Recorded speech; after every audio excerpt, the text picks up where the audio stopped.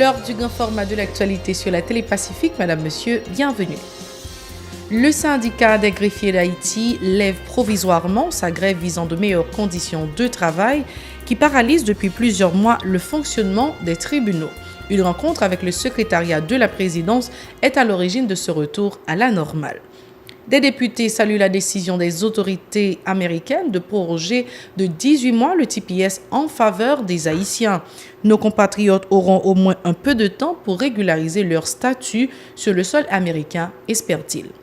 Le Premier ministre Jacques-Guy Lafontan, le ministre des Travaux publics et le DG du Conatel boudent une nouvelle invitation d'un groupe des députés à discuter de la mauvaise qualité des services offerts par les opérateurs de téléphone dans le pays. Garibodo estime que le chef du gouvernement veut protéger les responsables des institutions indexées.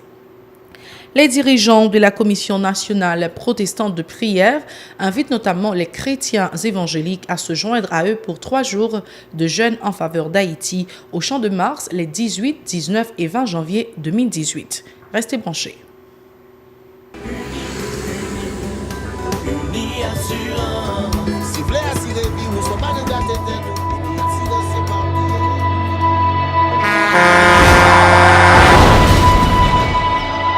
En général, moun pa reme pran assurance. Yo considéré que son l'argent rejeté. Et pourtant, l'argent assurance te doué dans budget ou à côté l'argent caille avec l'argent manger. Li là pour les deux traverser un mauvais pas. Gardez tout à côté ou. Ouais comment gros problème qu'on entre sur monde sans attendre. Mandez Dieu pardon, ça qu'arrive au tout. Une assurance dit ou précaution pas capon. Les malheurs arrivés, les faux amis flair à saison a fait comme si on pas de jambe connaît ou. Une assurance après rétaver ou pour le dire continuer vivre la vie ou quitter ce course là nan men nous. Uni assurance. Vivez en toute assurance.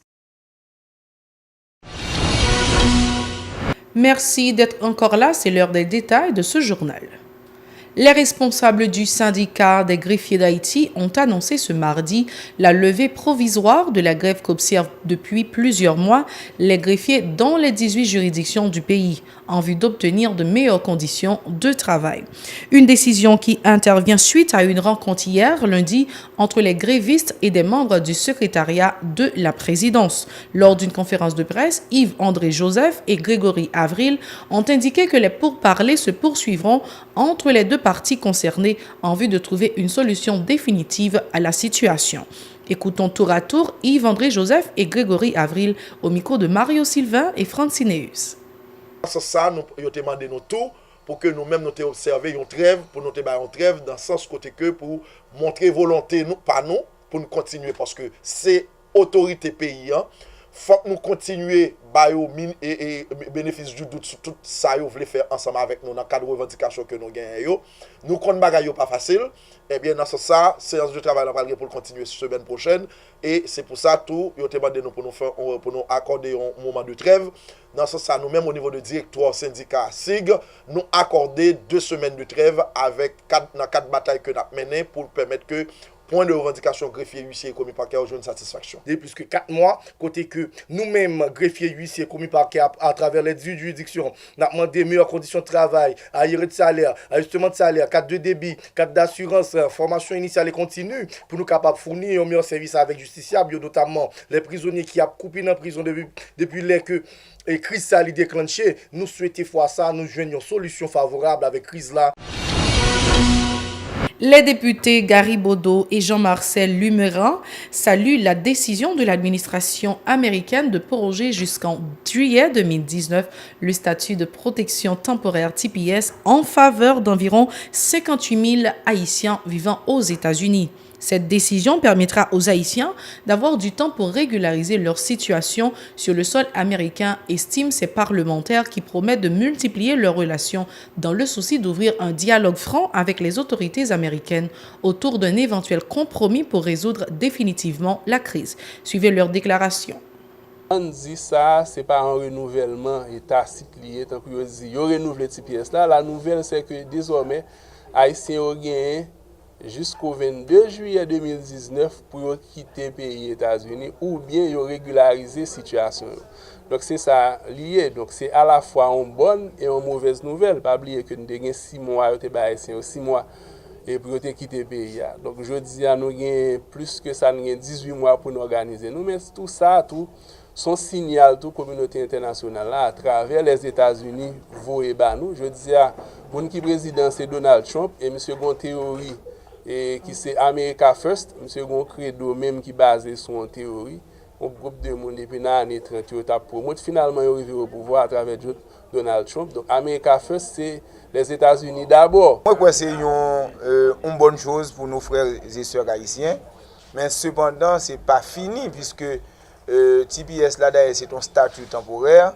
Moun yo pas capable vivre en permanence aux États-Unis avec statut ça. Moi crois yo gon période de temps pour yo régulariser situation yo que l'État continue à accompagner yo à travers diplomatie pour permettre que les gens qui ont ancrage aux États-Unis yo capable au moins régulariser situation pour après 18 mois à l'arrivée, nous pas toujours dans une situation de absent pris souple. Donc je dis à nous bien imbu de qui ça capte non, je dis pas aucun cas pour lui et pour prolonger encore. Donc c'est pour nous prendre toute disposition pour que nous travaillions. Et puis bon bagage tout pour nous comprendre.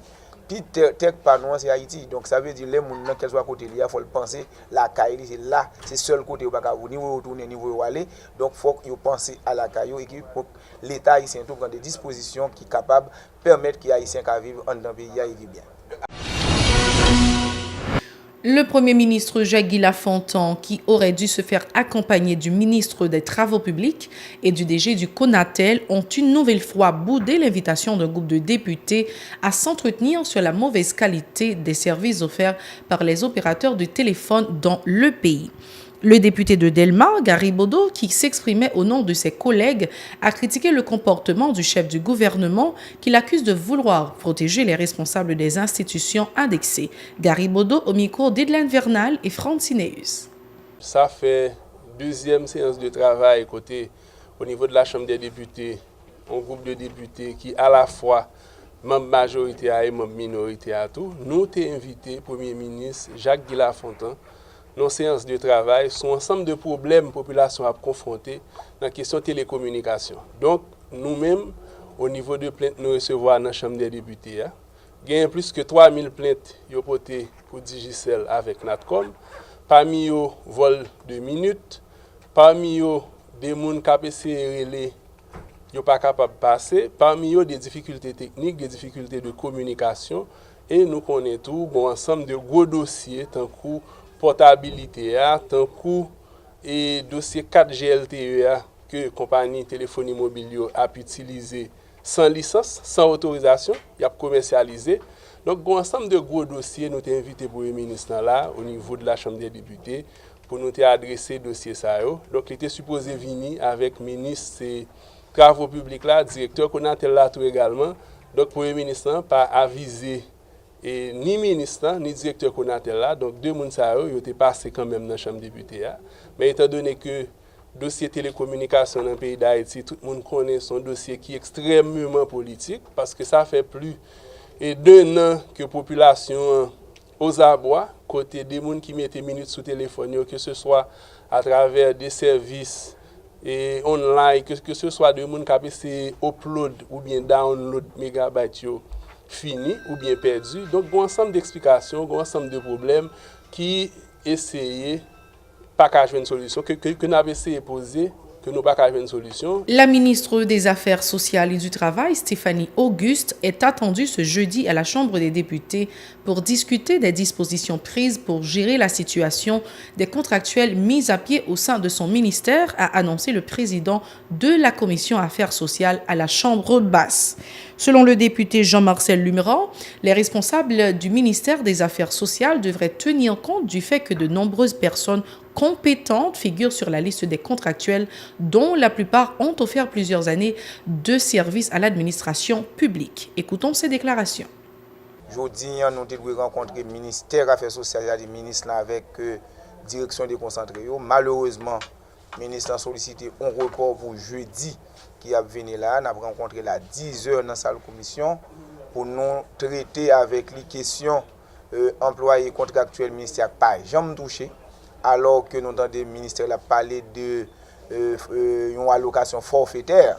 Donc nous avons besoin qu'on ait qui disposition qui balle possibilité ça, parce que si on monte un contrat, si réellement le travail, comment on a fait bali une allocation forfaitaire.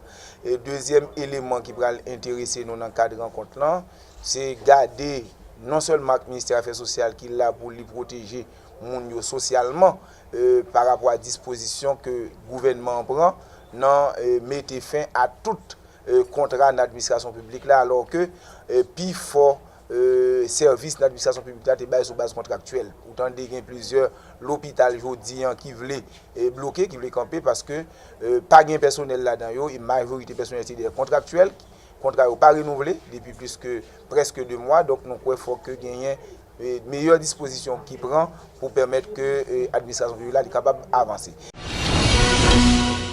L'Agence américaine de développement international USAID a clôturé mardi à Pétionville son projet baptisé Local Plus, initié dans le pays il y a 5 ans. Selon ses responsables, ce programme visait le renforcement technique et financier d'environ 10 communes dans 4 départements du pays, notamment Kinskov, Tabar, Lac du Nord et Saint-Marc. Le directeur du projet Local Plus, Stephen Snook, s'est dit satisfait de la réalisation d'un projet qui a mieux outillé les équipes municipales pour offrir de meilleurs services à leurs collectivités respectives. Stephen Snook au micro de Jean-Maxime Dorsey et Rigard Noël. Plus a aidé à créer une synergie entre les maires d'Haïti. Nous avons encouragé les maires à travailler ensemble et avec les parlementaires pour l'intérêt commun de leur commune. Nous avons soutenu la rédaction d'une loi cadre de décentralisation et bien qu'elle ne soit pas encore promulguée, elle figure dans l'agenda législatif du Parlement. Les succès de Local Plus sont dus, comme j'ai dit, à tous les nombreux partenaires qui se sont appropriés du projet. Les succès sont si connus que, depuis plusieurs mois, d'autres viennent nous interviewer pour apprendre les succès de Local Plus et voir comment ils pourraient être reproduits et disséminés.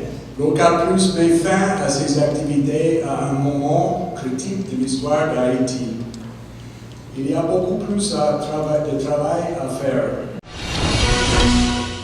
Les maires présents à la cérémonie de clôture du projet Local Plus ont estimé qu'il favorise le renforcement de leurs capacités, notamment en matière de collecte dans le cadre de l'augmentation de l'assiette fiscale. Les autorités municipales souhaitent l'implémentation de projets similaires dans d'autres municipalités. Tour à tour, les propos de Nice Simon, maire principal de Tabar, et Nicolas Dorvilus, maire de Saint-Marc.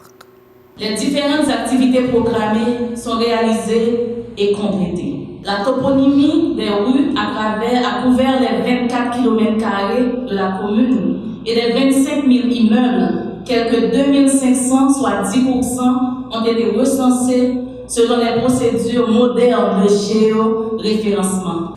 Désormais, Tabar peut continuer et faire seul si les moyens financiers sont là. Nous ne pouvons pas encore claironner victoire, mais nous anticipons des résultats prometteurs en gardant le cap comme nous le faisons au début de l'exercice. De cette coopération, nous avons pu trouver un document de gestion très important, le PFC, qui est une actualisation du BIM.